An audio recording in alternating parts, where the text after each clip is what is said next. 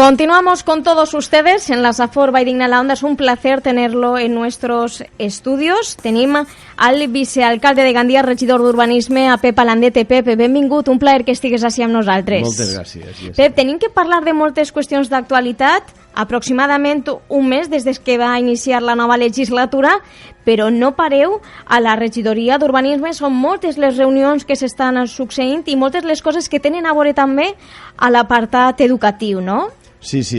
La veritat és que encara no fa un mes, però han sigut uns dies molt intensos des del primer dia per tal d'anar enllestint, gestionant, projectant tots els projectes, totes aquelles actuacions que des de l'àrea d'urbanisme es tenen previstes, no? En aquest sentit, l'altre dia vam anar ja al Col·legi Públic de les Folles per fer una reunió conjunta amb els redactors del projecte del nou col·legi, que com sabeu entra dins del pla edificant, i els redactors, la junta directiva, el cap de servei d'urbanisme, cap d'àrea, i bé, i vam estar mirant les possibles millores d'aquest projecte, xicotets detalls per a que el més pronte possible i d'acord amb els paràmetres del programa pugui acabar-se aquest projecte, i n'hi ha 3 mesos, però si el poden acabar en 2 mesos millor, i licitar ja l'obra, perquè és un projecte molt esperat, Sí, vull dir, l'alumnat del Col·legi de les Folles ja fa molts anys que està en aules prefabricades, i per tant tota la comunitat educativa d'aquest col·legi i del Grau es mereix ja aquesta actuació que des del Departament d'Urbanisme i des del Departament d'Educació impulsarem i agilitzarem el màxim possible. Pep, esta és una d'entre moltes altres gestions que s'estan fent. Gestions que passen per? Moltíssimes. Veure què fem i com abordem diferents plans parcials, pais que n'hi ha en marxa, i de fa molt de temps, la zona d'equipaments, els pais de Marxuquera que encara n'hi ha pendents, el polígon Sancho Llop, moltes actuacions pendents de fa anys i que en esta legislatura volem enllestir perquè és la nostra obligació, perquè pensem que és la manera de poder continuar anant avant en la nostra ciutat. Quins són els objectius, Pep, que t'has marcat com a regidor d'urbanisme? A banda d'aquests projectes que estaven paralitzats, que estaven comentant, quines són les altres prioritats? Fer un urbanisme participatiu, fer un urbanisme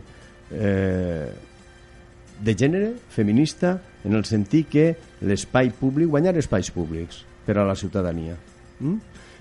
L'altre dia també un xicotet exemple és el parc infantil que ve de l'altra legislatura, en què el company Vicent Mascarell tenia la regidoria d'urbanisme, però estem pensant en projectes d'ampliar aquests espais públics, fer-los amables, fer-los atractius, perquè les persones de la nostra ciutat i els que ens visiten vegin una ciutat amable, una ciutat bonica, una ciutat on apetisca viure.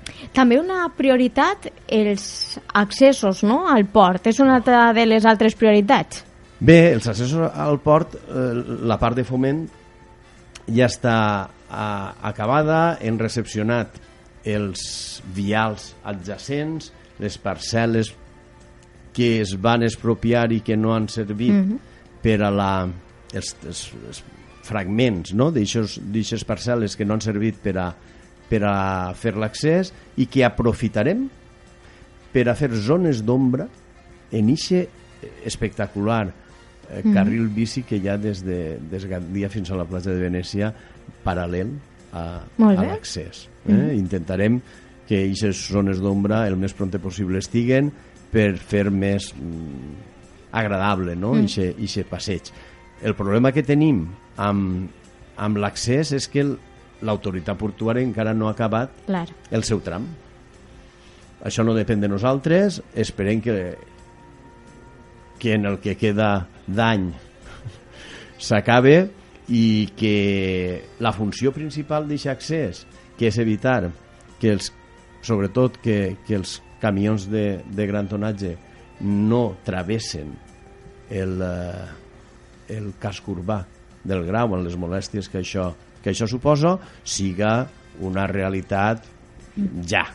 Molt bé. És a dir, veiem que són, anem a dir, pocs dies, no?, que esteu al govern municipal. No fa un mes. Moltes les reunions, molts els projectes, però molt important aquesta presa de contacte també, Pep, amb les associacions, no? És molt important perquè tu has comentat que voleu un urbanisme participatiu. I en aquest sentit és molt necessari, no?, escoltar a les associacions, en aquest sentit també a la comunitat educativa, per a que puga manifestar-vos, no? Quines són les primeres reaccions que teniu d'aixes reunions?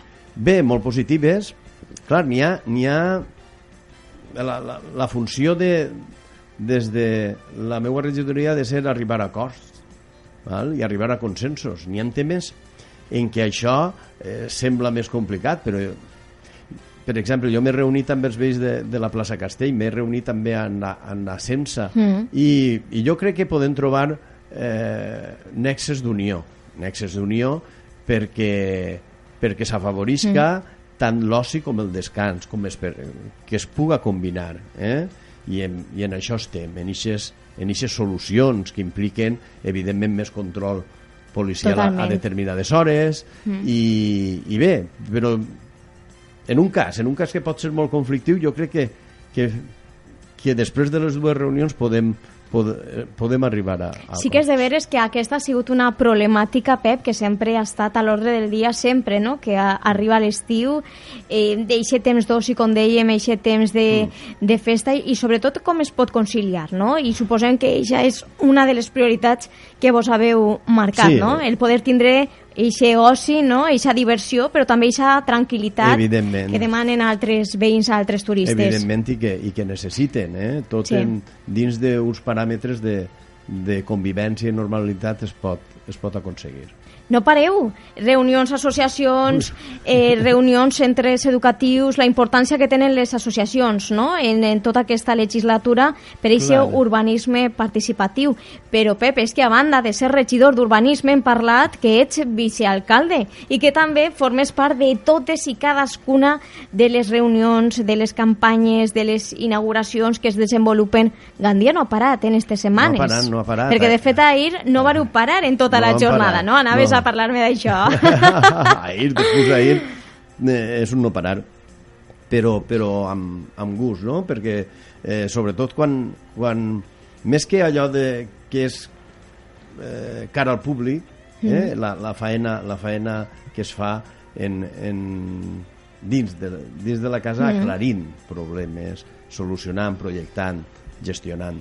Però ahir vam rebre la visita del conseller d'Habitatge i Arquitectura Bioclimàtica, Rubén Martínez Dalmau, que va inaugurar una exposició molt bonica anomenada Laminoflèxia, i que tracta de les construccions fetes amb eixa tècnica laminar, i que en Gandia tenim algunes, l'església de Sant Nicolau, l'església de Santa Maria del Mar, i ara conversant en els caps de servei d'urbanisme també van trobar a faltar l'estadi Guillermo Laue, que també estaria en utilitzant eixa tècnica, però també ens va servir per a contactar amb el conseller i el seu equip per a quedar, contactar, per agilitzar tot allò pendent en Gandia, com els arrus, l'arrus del Raval, i bé, i va ser fins i tot allò que pareix que no és important cara a la gestió, sí que és important cara a la gestió, perquè coneixes, quedes i s'avança per a solucionar... Va ser, de fet, la primera visita, no, Pep, d'un conseller a la ciutat de Gandia. Sí, va ser curiós perquè el conseller és nascut a Gandia, encara que és de Xàbia, i va ser molt accessible, i vam estar una estona xerrant en ell molt a gust. tots els tresors que tenim a Gandia. Veritat? Perquè estaven comentant en aquesta exposició mostra que es va inaugurar ahir. Sí. Com convidaries als nostres oients per a que gaudiren, no, del nostre patrimoni, per a que gaudiren d'aquest tipus d'exposicions, d'aquest tipus d'oci? Jo crec que jo quan faig una visita turística el que m'agrada és veure allò peculiar, no? I pense que cada volta més el turista que ve, el nostre visitant, coneix totes aquests paratges naturals, aquests béns culturals que tenim, com el Palau, i aquestes activitats que es fan en la platja, però que també es fan en Gandia, durant tot l'estiu. Ara dilluns comença la universitat d'estiu. Així és. Val? Amb tota una sèrie d'activitats, després el polisònic, a banda de les activitats que es fan a tota hora durant l'estiu en la platja.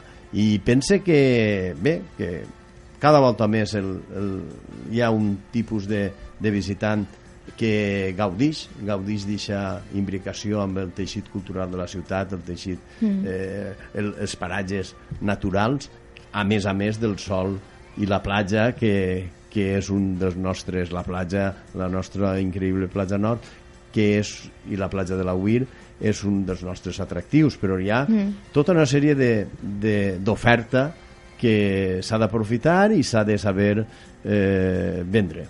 De fet, una universitat d'estiu molt esperada també. Aquest any els drets humans és la prioritat, veritat, és la temàtica, no?, per la qual es van a tractar tota una sèrie de ponències, d'activitats, però també recalcar als nostres oients, Pep, que hi ha activitats que són obertes, gratuïtes al públic, com comentaves, per a que es puguen apropar i formar part d'aquest debat. Efectivament, n'hi ha moltes xerrades que incideixen en aquest drama que tenim, no?, en l'Europa.